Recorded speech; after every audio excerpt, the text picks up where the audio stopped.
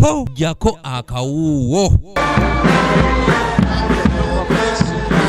Ng'ennaku z'omwezi 17 omwezi ogwokubiri omwaka 1977 ekkanisa ya Uganda yagwamu ekikangabwa oluvannyuma lw'okufuna amawulire g'okufa kwe yali ssaabalabirizi w'ekkanisa ya Uganda Janan Luwum.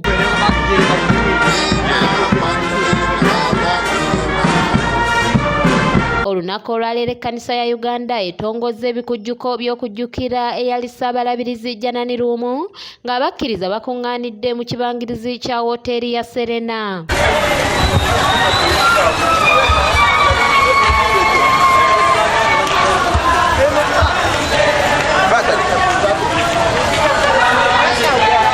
Wasooseewo okukumba okuvudde ku Lutikko e Namirembe ne bayita mu kibuga wakati paka ku All Saints e Nakasero.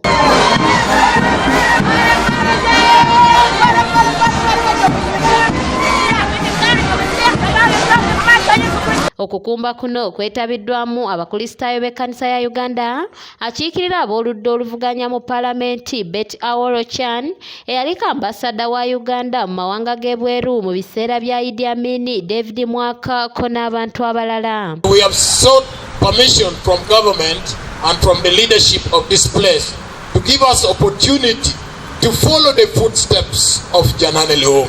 Reverend Kanoni Geoffrey byalugaba mu kwogera kwe yatenderezza nnyo omugenzi Archbishop Janan Luwum nti ono teyali mulabirizi wa Uganda yokka wabula yali wa lukalu lwa Afirika lwonna.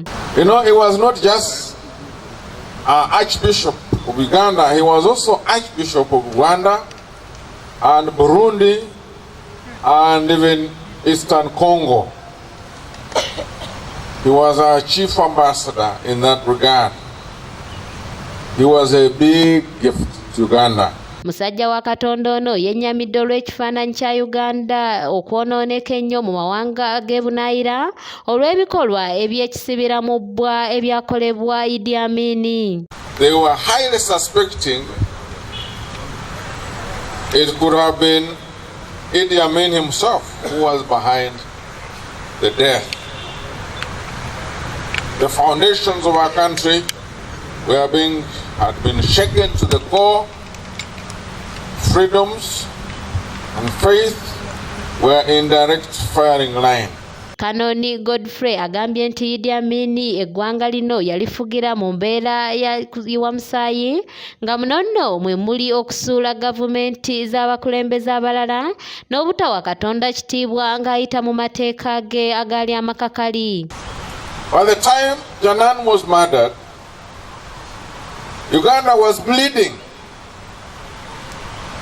The Vice Chancellor of Makerere University then, Frank Kalimuzo, had himself disappeared without a trace. I think up to now, we've never known where his remains were done. Ate ye muwala wa Archbishop Janan Luwum nga ye Febini Luwum agambye nti eggwanga lyetaaga mbaddaddini ababuulira ebyo bye bakola okusinga okubuulira ebirala ate ne bakola birala wabula ono naye atenderezza obwesimbu kitaawe bwe yayolesa mu kusaasaanya enjiri. But I think also those who have gone before us, who lived their lives honorably, who practiced what they preach, who walked their talk. That is something we don't have a lot of right now. We have people who preach, but they don't practice what they preach. Ate y'omubaka akiikirira ab'oludda oluvuganya mu Paalamenti Betty Awolo-Chan ategeezezza nti okwagala eggwanga tekitegeeza kukyogerako bwogezi wabula ebikolwa omuli eby'obuli bw'enguzi n'okutereeza eby'obujjanjabi nabyo byetaaga okutunuulirwa ennyo. Ghana also had a president who was a bit difficult, but somehow they made some laws targeting him, and the laws helped him to pave way for another president.